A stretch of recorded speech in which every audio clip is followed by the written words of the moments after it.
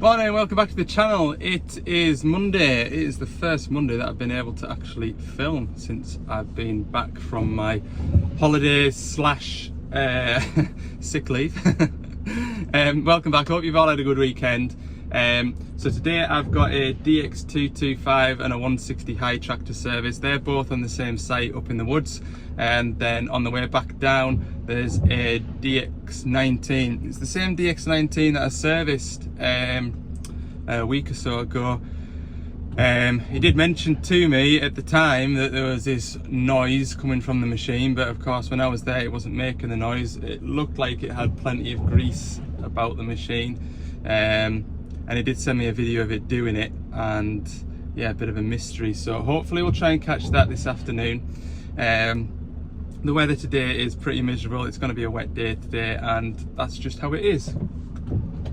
So before we set off, it is Noah's birthday on Wednesday.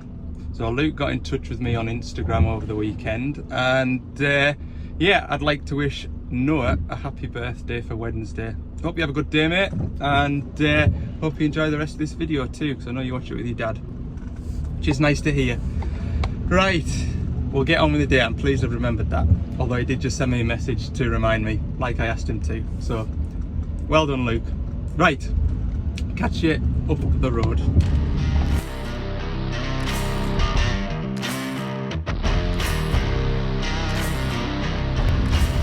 Okay, we're just pulling up into the woods now, or lack of woods. That's usually what I see, lack of woods. So I serviced these two machines in this area back when it was snowing, and I couldn't get up this hill in the snow last time. I had to go in a different way.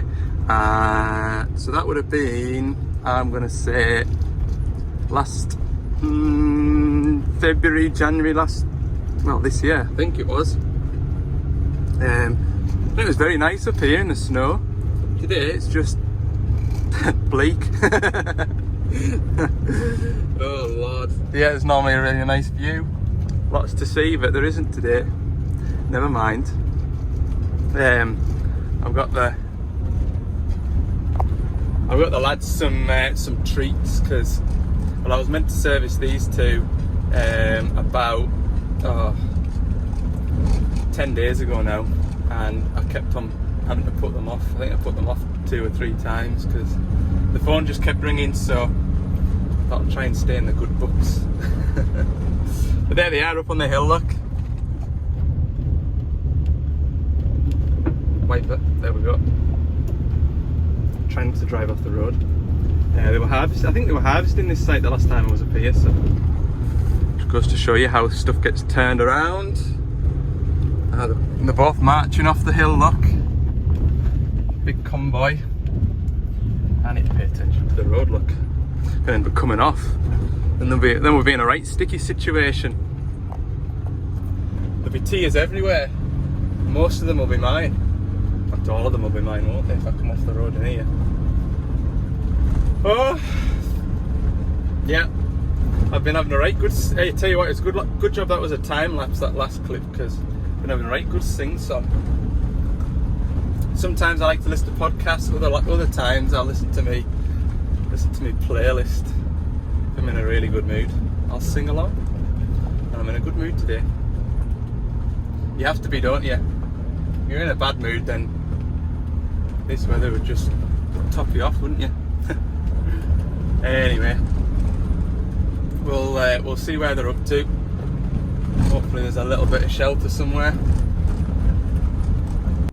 Here they come. So that 160 is getting a 1,000-hour service, and the 225 there, that is going to have a 500-hour service. So yeah, be a bit on in here. We'll be finished after lunch, I would imagine. Yeah, it wouldn't have been so bad if it was just one to do. Then I'd have been able to have snuck one of these services in on their own, sort of on a late afternoon. But yeah, with them being 2 to do it, you don't really come all the way up here to do one and then come back another day and do another, do you? So But then you hit 2 birds with 1 stone by getting it done in a day. So 6 and 2 threes and half a dozen of the other. Is that the saying? Right. Let's go and get the wetsuit on. Right, we've got all oils draining. All the hubs, swing, gearbox, engine oil. It's all coming out. Doing the high track first because it's more work. It's like what I say to Lala when he's eating his tea, save the best till last. Save the easy work till the end. Right, let's get these fuel filters changed. Yeah, 3,000 hours this machine's done now, and I don't think it's had any problems yet. Shouldn't have said that like, but there you go. Yes, right, well, we'll go and grab some filters. That oil's looking pretty good as well, look. It is, got my samples. Okay, I've got the fuel filter drained. I've had a bit of an accident. Good job I've got that spill kit still. Hey man, right, this is tight. Very tight, Al. Oh, goodness me. It's a 2-hander. There we go. Oh, I take full responsibility for that.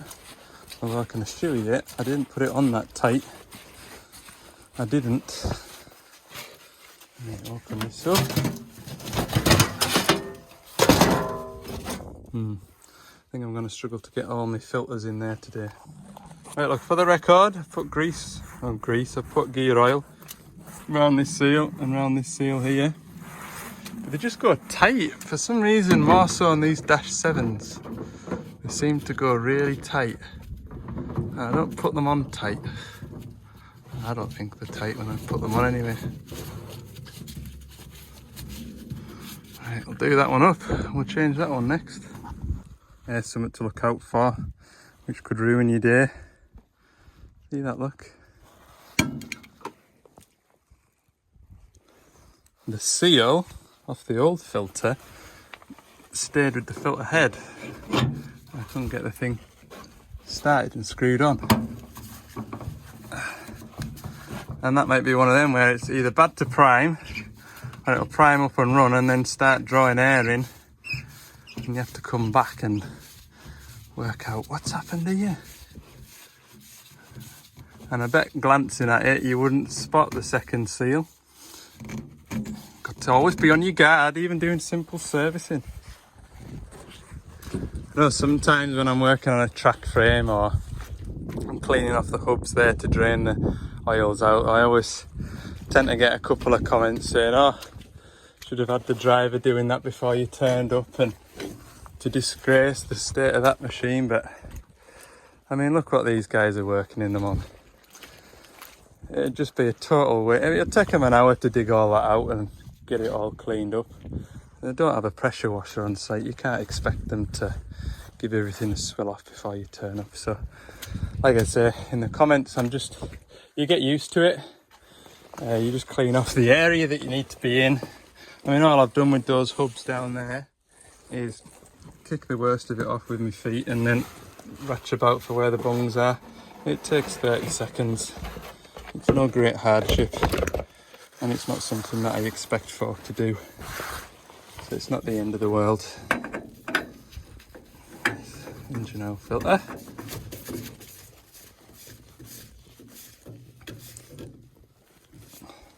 At least that's a little engine oil filter. You should see the size of the one in the 225.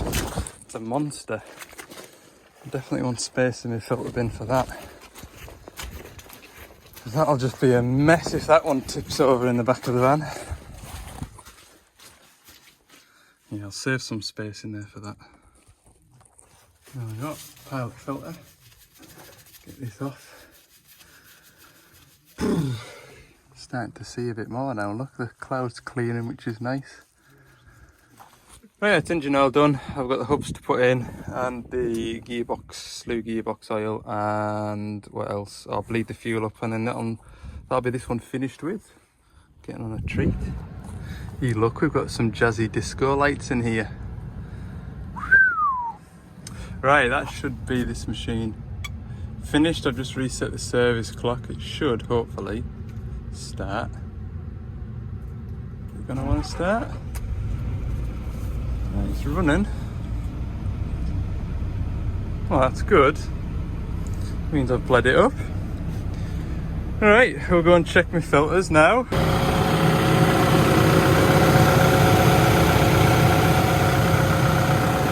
Alright, we're all good in here. Rain's coming down again, look. Lovely. Right, we're well into this 20 tonner we've got. Final drive's draining. I know it's just a 500-hour service, but I'm doing it anyway. Got my engine oil filter out. 2 fuel filters, pilot filter. And everything done.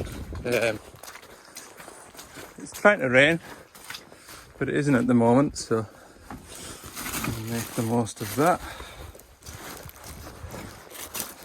Getting hungry now though. But if I get this done and out of the way, then I can sit and enjoy my lunch. Don't have to worry about getting back out into the elements. It's one of them, if you stop and have your lunch while it's not raining, when you get on with the rest of the service, it'll be pouring down. It must be about lunchtime. Generally got a good instinct for lunchtime. Put you on there. There we go.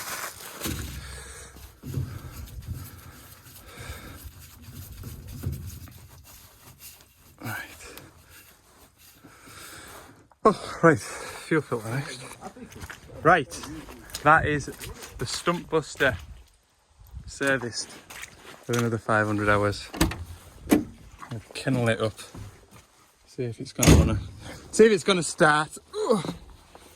Give it a go. I don't want to lean into this cab. Look, it's lovely in here. Give it a go. Look. See if it'll go. Engine oil's in. Final drives are done. Beep, beep, beep. Oh, look. I didn't plug the water and fuel doodah back in. Did that on that 160 as well. It's a good job it tells you. Don't forget to plug that back in, people. Otherwise the machine will start and run, but it'll just be derated. There we go.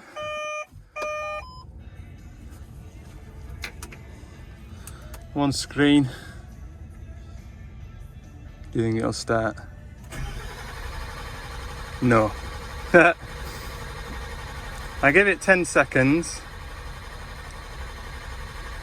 and then I stop. And then I go and pump this hand primer again. These are older, the Dash 5 225s, I always have bothered getting these things kindled back up again.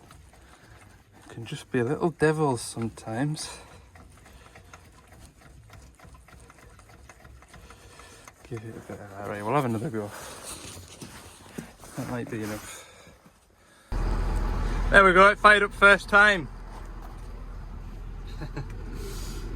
After about 5 goes at pumping that hand primer. Right, reset these filters.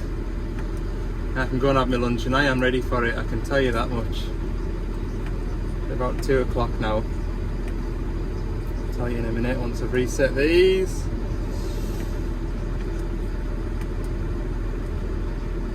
These machines are about 80 hours over the service because I couldn't get to them when they were originally due, which is a shame. 20 to 2. Marvellous. Right, I need to get packed up and then lunchtime. See you in about 45 minutes. Alright then, there we go. If, what time is it now? Yeah, so when I finish doing all my paperwork for that, which oil sampling and other bits and pieces means there's more paperwork to do, that means I finished at 2:15. So yeah, you can see how coming out and servicing those 2 diggers, you need a little bit longer than an afternoon to do it in. So there we go. Right, And this next little digger is literally on the way back home. I'll call in and see that. I'm not sure whether the machine will make the noise. If it does, then I'll show you, and if it doesn't, then we'll have a chat or something maybe, yeah?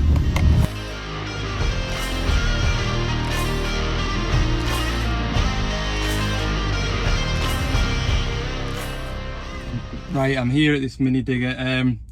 I've been here for about 15 minutes or so and there's no noise. We're just working it now, but I just need to shift my van to get something else out.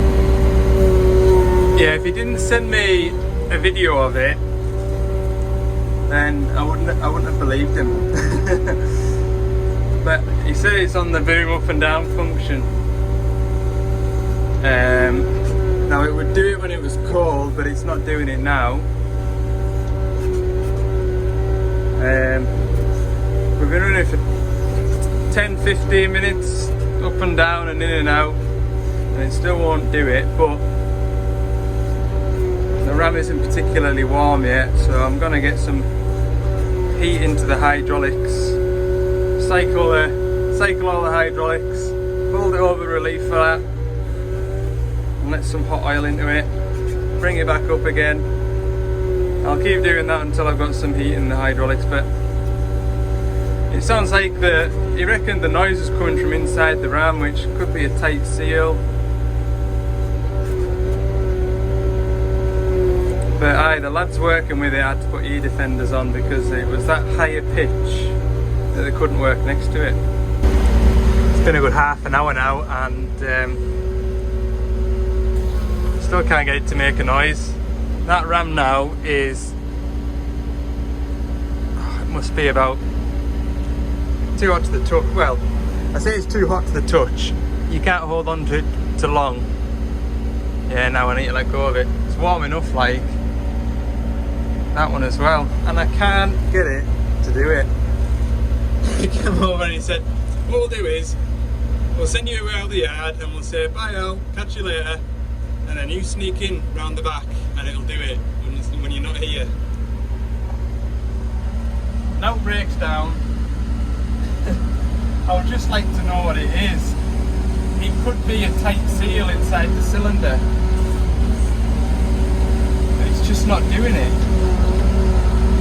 I've worked this for about half an hour, 40 minutes now. There's plenty of grease about it. Plenty of grease. Okay, so what I'm going to do now is drive out of the yard, park up round the corner, sneak round the corner, stick my head around the corner while he's working it. That would be a plan, but I'm not going to do that because that's just ridiculous. What he's going to do for us is he's going to work the machine over the next couple of days. When it does do the fault, when it does make this squealing noise, and I know it does the squealing noise because he phoned me while the squealing noise was happening. So I do know he's not having us on. It just doesn't do it when I'm there. He's going to get a video of it and he's going to pinpoint it to the function that makes the squealing noise. Then once he's pinpointed the function, whether it's boom up, boom down, or arm in or arm out, we're going to have him lift the arm up in the air, switch the machine off, turn the ignition on, put the pilot lever down and push that function down so gravity brings it down, and see if it makes the noise as well. I personally think there's a tight seal in a ram, and the heat kind of makes that, it only makes that noise when there's a bit of heat in the system. But that's what we're going to do. We're going to go from there after that, get some videos of it, and we'll have a better idea, rather than me sit there like I have for 40 minutes lifting arm up, putting the arm down, lifting the arm up, putting the arm down. Yeah, 40 minutes of my day spent doing that today. No matter. Right, we'll round the video up at that for today, because what I'm going to do now is go home. It's 28 minutes past 4. I'll be about 40 minutes home from here, so might as well go home because it's on this side of town. Thanks for watching. Hope you've enjoyed the video. Just a short little one for today. And what else did I... Oh, if you haven't already, and you wouldn't mind, click the subscribe button. I'm trying to get 8,000 subscribers by the end of the year, and it's actually coming around quite quickly because it's the 20th of November already. So yeah, it's beginning to wind up quite quickly now, isn't it? I also need to think about getting this van booked in for a service too. Lots to do. Right, plenty to do this week. Stay tuned for more videos. Thanks for watching. We'll see you in the next one.